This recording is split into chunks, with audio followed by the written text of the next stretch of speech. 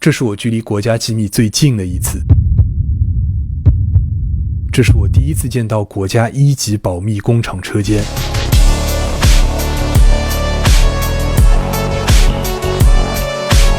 这是在生产什么？一件大国重器，它就是高铁刹车。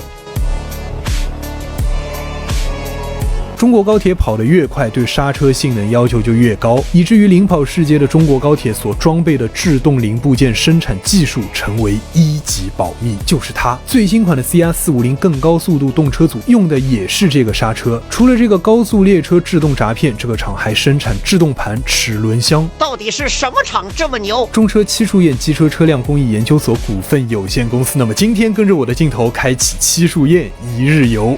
嘿，突风，嘿。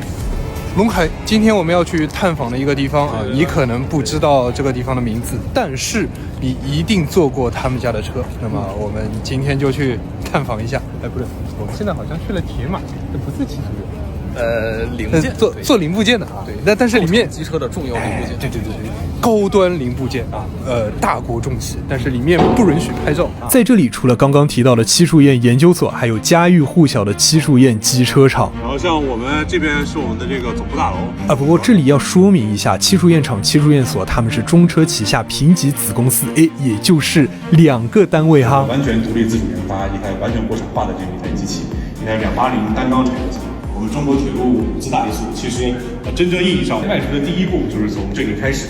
其实当时我们在研发这个280柴油机的时候是有过犹豫的，到底要不要从这个修理企业转型到造这个企业。那么呢，当时这个我们这个范总其实就提了一个想法，就是我们中国铁路的运输行业不能被洋人卡脖子，因为当时所有的中速柴油机都被国外所垄断。七树堰厂这个转变为中国铁路前5次大提速奠定了基础，后面依次登场的东风8B、东风11、东风11G 等内燃机车，让中国铁路初步达成快速高效运营的同时，更为第6次大提速引入动车组做好了准备。而动车组引进、消化、吸收再创新的模式，造就了今天的中国高铁。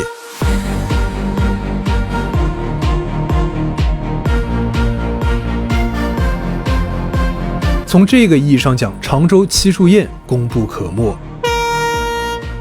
而进入高铁时代，七树堰厂转型开始制造新能源内燃机车，比如这台氢燃料电池机车就是七厂最亮的仔。氢燃料电池它的原理呢，就是通过这个氢气跟氧气结合，然后产生水。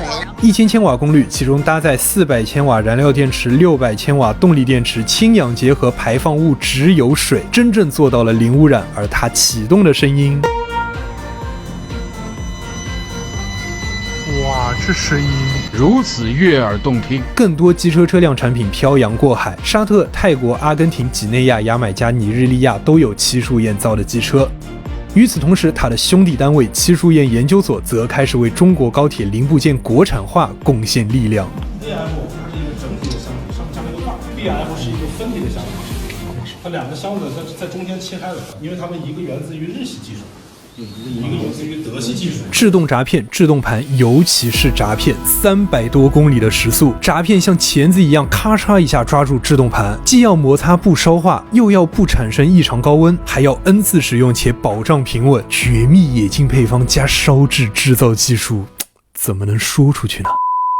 除了高铁零部件，七树堰研究所还承担了风力发电的齿轮制造，还有这个就是连轴结，这个是这个钛刷，都是一些小东西但卡脖子的。专业攻克卡脖子问题几10年，甚至在保时捷上也能见到七树堰研究所的产品。对，保时捷的、宝马的、奔驰的。保时捷涡轮增压器的涡壳。接下来是不允许拍照的环节。作为特殊福利，七树堰所带我们参观了保密车间，制造高铁制动元件的铁马公司，制造高铁风电齿轮机构的本部工厂。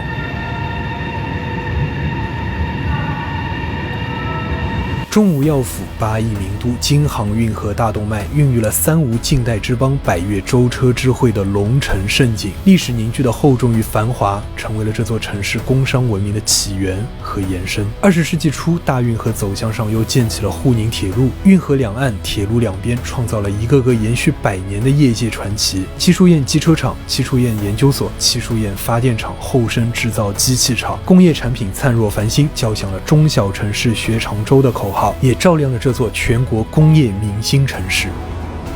大国工匠匠心报国，兴国之计，强国之基，正心正道，善为善成。值此辞旧迎新之际，祝中国制造更上一层楼。